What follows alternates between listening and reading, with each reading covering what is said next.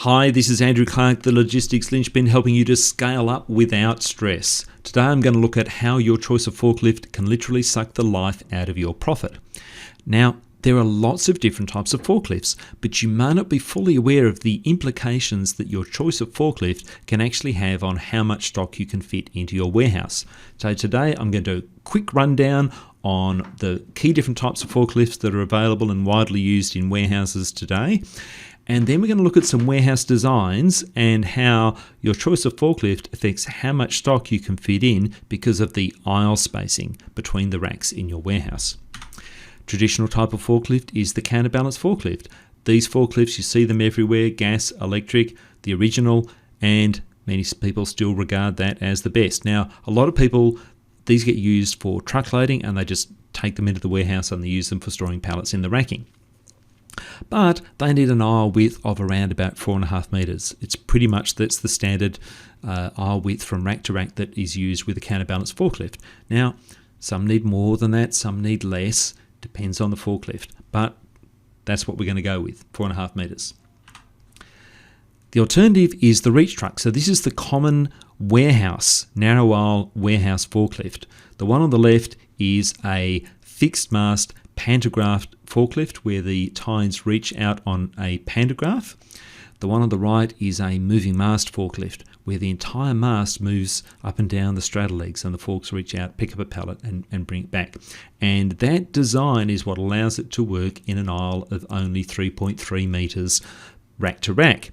Now, again, there are different sizes of reach trucks. Some will work in these really narrow aisles. Some will not. Some need a slightly wider aisle, maybe 3.5 metres, 3.6 metres, because they have bigger batteries and the whole forklift is a little bit bigger and a little bit longer. So again, your warehouse design and your choice of forklift has an impact. The pivoting mast forklift, not widely used. It's growing in popularity, but you still don't see a lot of them out in warehouses today. Now, great thing about these pivoting mast forklifts, although they look a bit weird, but they will operate in very narrow aisles as low as 1.9 metres or 1.8 according to Bendy. Now these forklifts, they are an evolution of the counterbalance forklift. So you sit up high and you drive it around like a counterbalance forklift. You can use them as a yard forklift for truck unloading, and then they can come and put pallets away in these extremely narrow aisles. But they're a pallet forklift. They're not a stock picking forklift. You would not want to be climbing up and down out of any of these forklifts, or even a counterbalance forklift for that matter, doing order picking. Not for very long, it'll kill you. Another little weird one I've come across is the Drexel. Never seen one of these, but essentially it's a turret pivoting mast that can pivot from side to side on a counterbalance chassis. Not common. Not a bad design, actually extremely useful. It's just that I have never seen one. You just don't see them, but they do exist. The stock picker. Now this is obviously not used for moving pallets. The tines just stick out the back, but they're designed to lift an operator up so that you can do case picking from the high levels of your racking. If you've got that kind of requirement, these are extremely useful compared to using a conventional forklift to pull a pallet down, pick cases of it and then put it back up, which is obviously much slower. There's also the personal order picker. So this is designed for picking cases, but you can see the platform up there. It will only hold a few cases. They only go up about 3 metres in the air, so allowing you to reach maybe 5 metres in the air for case picking. In the right context, extremely useful. The turret truck. So the tines go out to the side and that entire mast can pivot from side to side and move in and out. So they are useful for moving pallets up and down. So the Jungheinrich in the middle, the operator stays down low and then the tines just go up. So that's really only a pallet moving fork. But the two on the outside, the crown on the left and the Linda turret on the right there, the entire cabin moves up with the operator, so you can do case picking from high levels as well as moving pallets in and out. So these operate again in narrow aisles around about the 2 metre mark, and they come with wire guidance or rail guidance, and they are designed, they're essentially like a crane that you see in some extremely high volume, high density storage warehouses, and they go like super high. So this is an alternative to that, and it's a forklift. They are the most expensive type of forklift that we have talked about here, $150,000 plus, depending upon what model you get. Now let's have a look at the impact of the different types of forklifts on warehouse design. We're going to look at a 500 square metre warehouse and a 5,000 square metre warehouse to see what difference that makes.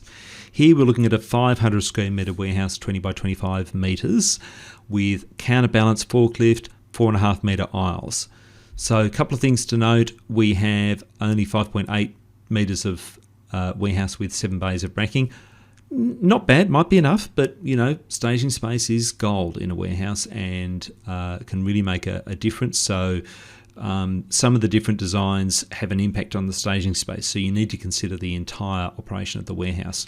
So we get 6 racks in with this type of forklift. Now, what about if we used a reach truck? Well, with a reach truck, what we find is, again, keeping our preferred design of having the racks perpendicular to the dock down here. The problem that we have is we just can't quite get that extra aisle in. There's only 1.5 metres of aisle width. So obviously we can't use that design. So what we have to do is we have to turn the racks perpendicular. And then we can use the 3.3 metre aisle, and we can get 7 racks in this case here. And we get an extra couple of metres of staging space. But although we get that extra staging space, we need to use some of it, because this is effectively an aisle at the end of the rack here, because we've got to get into these racks. So we can't actually stage stock there, or not for very long. Depends on your context. Maybe you get away with a bit of staging there temporarily, but if you had to pick from here, you can't put things in front of it. But it's a good use of space, and we get an extra rack in the same space. What about if we used a pivoting mast type of forklift? Well, here, if we use 2.2 metre aisles, we get a bit of dead space here. Now, we could probably use that for some shelving, can't use it for pallets. Or you could block stack some pallets down there if you needed to. That might be okay, depends on the requirement and what's going to work in your warehouse, but probably a better design is, again, to turn the racks around parallel to the dock instead of perpendicular. We have to, whenever we do that, then we need to have a bridged aisle in the middle, a bridged cross aisle to get down into the racks. And the beauty of this design is that we end with a single rack. So there is no requirement for keeping this free for access to this rack, because this rack is accessed from this aisle behind. So you're going to come down here and you can access, we've got 1, 2, 3, we've got 4 aisles, 7 bays across, 7.9 metres of staging space that is all usable. So we get 8 racks compared to 6 with the counterbalance forklift, and we get a fully usable additional 2 metres of staging space. Now, I must say, similar comments apply over here. You've got this staging space here is not all usable. It's small, and you've got to turn the forklift around this area here. So this is not fully usable staging space. We can use some of it, but it really is a bit tight in practice. Okay, so what we can see is immediately out of those, we know that the pivoting mast forklift is going to give us better storage density and a more usable set of staging space. So it's a winner on all fronts compared to either the reach truck or the counterbalance forklift. Okay, so what about with a big 5,000 square metre warehouse? What is that going to do for us? Well, what I'm going to do is we're just going to look at this from a plan view. Looking at it from the top. Okay, let's just zoom in so we can see these different sorts of designs. Okay, so here we have the 3 designs. We have the counterbalance forklift here, the reach truck in the middle, and the pivoting mast forklift on the right. So you can immediately see that there is more storage density with the pivoting mast forklift. So again, my comments about staging space are relevant. In all of these designs, you've got you don't have that fully usable staging space because you've got circulation space around here to move from aisle to aisle. And with the counterbalance forklift, we kind of have an aisle that is it's dead on one side. We need to have it in order to access this side of the rack, but I can't do anything on the other side. So it's a single side access only, which anyway, we'll see what that does. With the reach truck, this fits very neatly into this size warehouse with 3.3 metre aisles going all the way across, ending neatly in a single selective rack there. With the pivoting mast forklift, 2.2 metre aisles, again, it fits very neatly within the footprint of this warehouse, racks perpendicular, and we get a ton of storage space with this kind of configuration. So let's see what that looks like when we look at the data.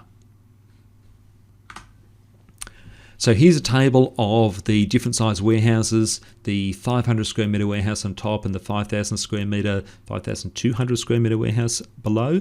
With a counterbalance forklift, we can get 6 racks, 420 pallet spaces, and at an annual lease cost of $150 per square metre, so we're sort of in Western Sydney somewhere, the annual storage cost per pallet is $178.57. With a reach truck, 3.3 metre aisle, 466 pallets, 11% increase over the counterbalance forklift, $160 per pallet per year. Pivoting mast forklift, 2.2 metre aisles, a genuinely usable 7.9 metres fully usable staging clearance, not to be sneezed at. 532 pallets, 112 pallets above the counterbalance forklift, 27% increase in capacity in the same space, $140 storage cost per pallet per year. All right, what about in a 5,200 square metre warehouse? Counterbalance forklift, 4,940 pallets, $157.89 per pallet per year. Reach truck, 6,240 pallets, 1,300 additional pallets, 26% increase in capacity. That's similar to what we were getting in the small warehouse with the pivoting mast. $125 per pallets per year. Pivoting mast forklift, 7,800 pallet spaces. That's huge. 2,860. 58% more than if we'd used a counterbalance forklift in the same space. $100 per storage cost per pallet per year. That is so much cheaper. That is, if we were using a counterbalance forklift and had to store the same number of pallets as we fit into that space, we would need an additional $444,000 per year in lease costs to accommodate it. So suddenly now you can see that your choice of forklift and the design of your warehouse and how you lay your racking has a huge impact in the costs of running your business. And this is before we even get to the way the business operates. So your warehouse design, your choice of materials handling equipment, that is locking in a certain amount of profitability and productivity into your warehouse. Physical design really, really matters. And I'm going to talk more about that stuff in the future. That's all for now. I hope you got something out of this. I'll see you soon.